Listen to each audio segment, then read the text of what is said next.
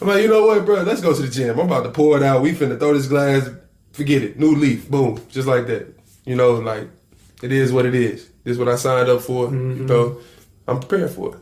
Like, I got the mental strength for it. I got the mental capacity. I got the physical abilities to do it. Why not? You know. And pretty much that's what I would say has been my main focus in my career up until this point. It was like a shift. Because a lot of times, being players, we only focus on the basketball and don't focus on the mental aspect of the game. Yeah. And that's one thing that I learned a lot about this game in everything. Like this season, for example, I got a coach before who used to bench me just because, you know, leading the team in scoring, easily the best player on the team. But whenever he feels like I'm having a moment, I'm going to take it out on you. And it's always going to be taken out on the imports first. For sure. So it's the imports' fault off jump. Yeah. No matter what, it's your fault. No way. It don't matter what you do, Man. it's going to be your fault. Hey, you know? Once you get that in your head, though. How you going to adjust to it? Exactly. You know what I mean? That was our thing when I first got here, you know. Not no specific examples, but to say like some things don't go our way as a team, and it'd be like, all right, we know who fault it is. When I came in, I'm like, nah, relax. I take the blame, but if I'm gonna take the blame, I'm gonna be the bad guy. I'm gonna just be the bad guy. I know that I need to come with something that's gonna prevent me from being the blame. But I'll be the bad guy for that. Like, we gonna correct everything. We gonna make sure everything else is right. I'm gonna make everybody better though. You feel me? Like in practice, for example.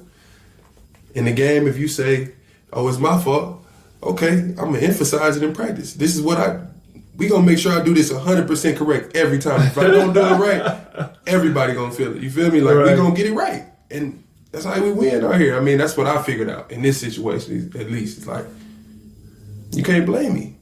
We're going to blame everybody. We're going to blame each other. Or they're going to try to find a way. Oh, man, we figured it out. They're going to try to find a way that just always, you're going to always be to blame, man. And like I said about the mental aspect of the game, my first 6-7 years, when I look back on it, it's like I didn't utilize the time. I didn't really use a lot of the time. I'm just 2K and hoop and out here. Yeah. You feel me? Yeah.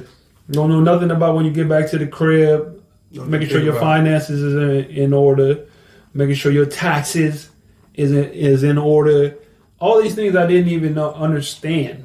You know, I'm 6-7 years in. You come home, you feel me? You run up a bag hooping. You come home and you blow it all. Then you rinse and repeat.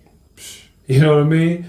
And that's because no one ever really schools you on like, okay, this is how when you dealing with taxes, you pick up a job when you get back to the crib. Like even now, you pick up like DoorDash or something like that, so you have something to file. Yeah. You know what I mean? Instead of filing, because they're not going to give you the paperwork. It's different paperwork when it comes to overseas and filing those taxes there. It's different. Finding a way to manage those things.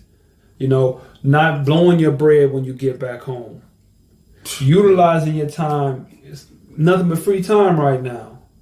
You know what I mean? What are you really doing? That's why I say, what's the end and goal? You know, how do you use this whole league, like your like you said, your likeness to build your life? Because it's a job. At the end of the day, I love it, but it's still a job. Yes.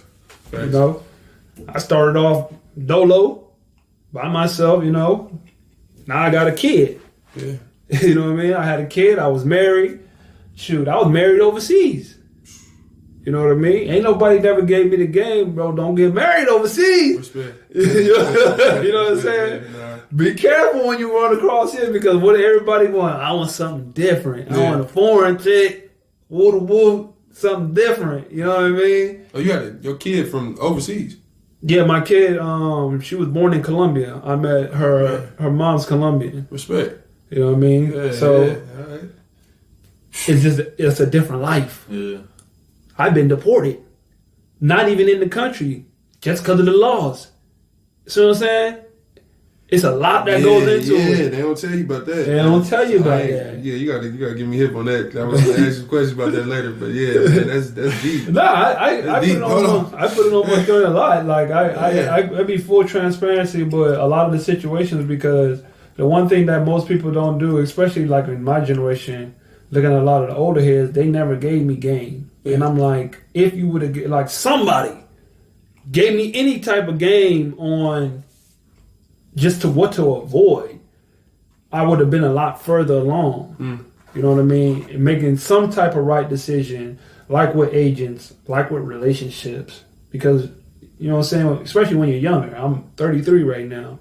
When I was 23, 24, 25. Hey guys, thanks for tuning into the show. Please subscribe on our YouTube, Spotify, Apple, and wherever you listen to your podcast. I greatly appreciate it.